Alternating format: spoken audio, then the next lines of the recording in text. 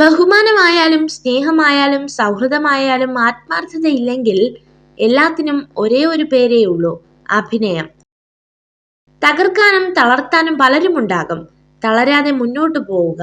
കാരണം ജീവിതം നമ്മുടേതാണ്, ജീവിക്കേണ്ടത് നമ്മളാണ്.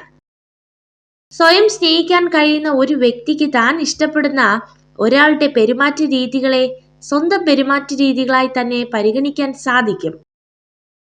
ജീവിതത്തിൽ എന്ത് കിട്ടിയില്ല എന്ന് ഓർത്ത് നിരാശ വർദ്ധിപ്പിക്കാതെ ജീവിതത്തിൽ എന്തൊക്കെ സൗഭാഗ്യങ്ങൾ കിട്ടിയിട്ടുണ്ട് എന്നതിലേക്ക് ശ്രദ്ധ കേന്ദ്രീകരിക്കുക.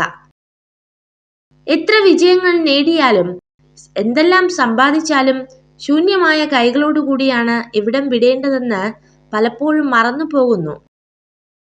ദേഷ്യം വരുമ്പോൾ ശബ്ദമുയർത്തി സംസാരിക്കാൻ മനഃശക്തിയുടെ ആവശ്യമില്ല.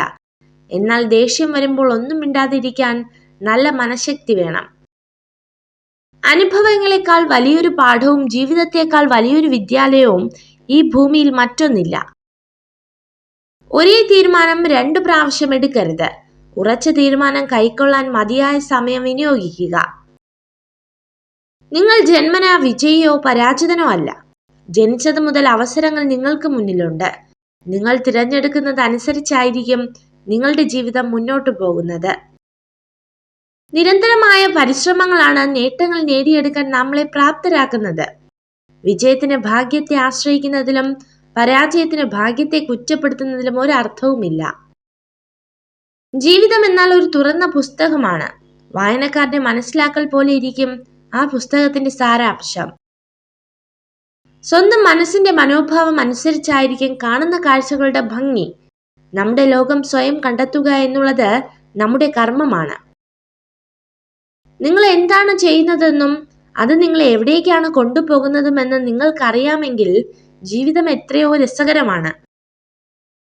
നിങ്ങൾ ദുഃഖങ്ങളിൽ തന്നെ ശ്രദ്ധ കേന്ദ്രീകരിക്കുകയാണെങ്കിൽ കൂടുതൽ ദുഃഖിക്കപ്പെടും. ജീവിത പാഠങ്ങളിൽ ശ്രദ്ധ കേന്ദ്രീകരിക്കുകയാണെങ്കിൽ നിങ്ങൾ കൂടുതൽ വളരുന്നതാണ്. നിങ്ങൾ വിജയിക്കുന്നത് വരെ ജീവിതം ഒരേ പരീക്ഷണങ്ങൾ തന്നെ വീണ്ടും വീണ്ടും നൽകുന്നതാണ്. വിജയിക്കാൻ ആഗ്രഹമുള്ളവർ പരിശ്രമം അവസാനിപ്പിക്കാൻ പാടില്ല.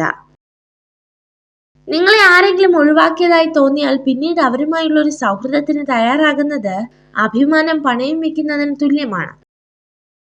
വിജയത്തിനായി പ്രവർത്തിക്കുന്നത് നിങ്ങളെ ഒരു യജമാനനാക്കും. എന്നാൽ സംതൃപ്തിക്കായി പ്രവർത്തിക്കുന്നത് നിങ്ങളെ ഒരു ഇതിഹാസമാക്കും. നിങ്ങൾ ഈ വീഡിയോ കണ്ടതിന് നന്ദി. ഇതുപോലുള്ള കൂടുതൽ വീഡിയോകൾക്കായി ചാനൽ സബ്സ്ക്രൈബ് ചെയ്യൂ.